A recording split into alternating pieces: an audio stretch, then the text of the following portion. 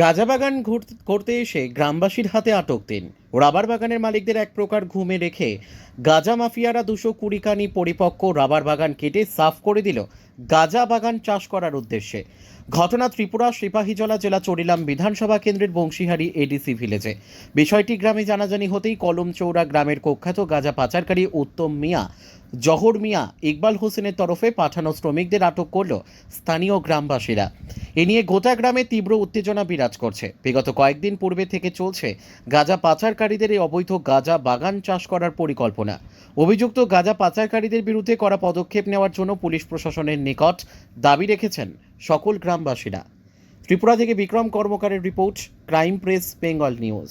জায়গা দং সঙ্গে টংমানি চিনি ওরা আবার টানমানি চিনি সারাই রক সিং তো মারো ইসি মিসাপন আইজি চাও আওনি মংখা এডিসি এরিয়া ম বংশীবাড়ি পঞ্চায়েতনি আন্ডার ক্লায় তে ম এডিসি এরিয়া বড় আস্তে আস্তে বড় বাহাইকে চিনি ও জায়গাও বড় বাহাইকে ওরা হাবই আস্তে আস্তে ওরা দখল খাইনানি প্রসেস নাই তখা কাম নাই তংফাইমান বাগেনে সিংহ জায়গাও মা কাসুপাইকে ওরা প্রতিরোধ খাইনা সিং আস্তে আস্তে মাইকে गोबां एडिसि एरिया बर हाबैन दंखाना तपन सिनि एरिया वखे जों कासुमानि जे अ जराते जे नुगमानि सिङाव जागोन मा कासु फायग्राखा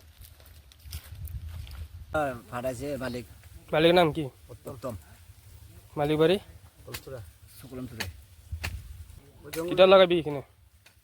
কিটা লাগা গিয়েব তারা কই তারবো আমরা সুলতান ফাडाইছে শুনছি তারা কিটা লাগায় না লাবার গাছ টাছ কাটছে তুমি তোরা জানে না? না না আমরা আজকে আইছি না আমরা আজকে নাইছি আমি বাসা আমি উত্তমের কাম আইছি এটা কই তারা এরপর আর কাটা আছে কই তারা না আমি আজকে এটা কোন লাগা না লাগা আমি কইতে না তো আমি আজকে আইছি বাসা লাগাই দিই